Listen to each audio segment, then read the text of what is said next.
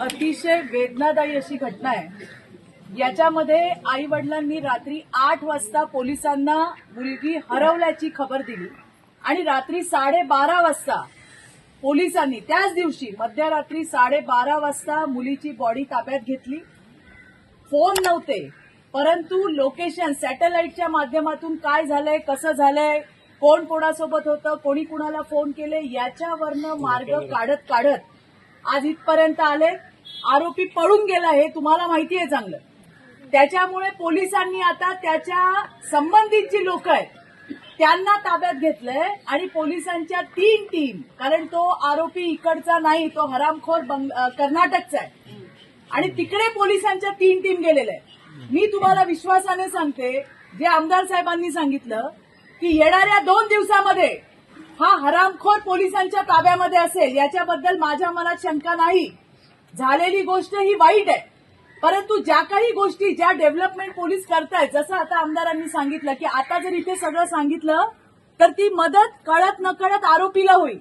आपल्याला त्याच्या मुसक्या आवळायच्या आहेत, त्याला आणायचं इकडे आणि त्या हरामखोराला फाशीवर लटकवायचंय। आज तुम्हाला सगळ्यांना सांगतेय, कुठल्याही परिस्थितीमध्ये हा हरामखोर सुटणार नाही, याला फाशीची शिक्षा होणार। एक आई म्हणून मलाही तुम्हाला सगळ्यांना सांगायचं, आज मोठ्या संख्येने तुम्ही आलाय, आपल्या मुलींवर आपल्याला लक्ष ठेवलं पाहिजे, हे तुम्ही लक्षात घ्या। एक आई म्हणून मला पण मुलगी आहे, आपली बहीण, पोरं आहे तिथे मोठ्या संख्येने, आपली बहीण काय करते, कुठे जाते माहिती पाहिजे, आईला पण माहिती पाहिजे काय या हरामखोरांची बिशादे आपल्या मुलींच्या आयुष्यामध्ये येण्याची।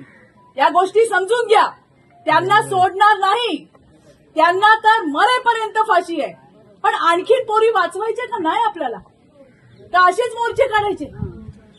आपल्याला असेच मोर्चे काढायचे, आपल्या बहिणी वाचवायच्या नाही? समजावा पोरींना, बोला पोरींची, त्यांना विश्वासात घ्या।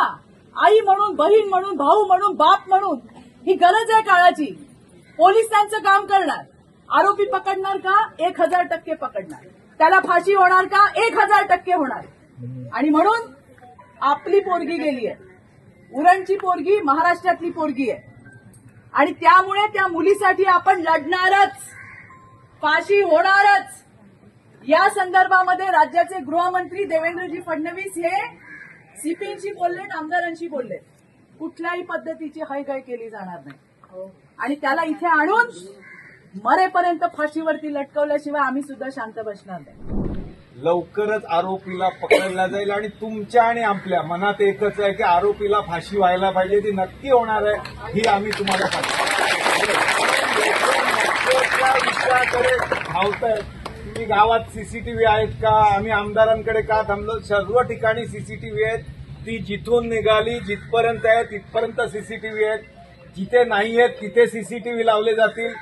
आरोपीला फाशी देणं हे तुमचं आणि आमचं उद्दिष्ट आहे, 100% ते यशस्वी होईल।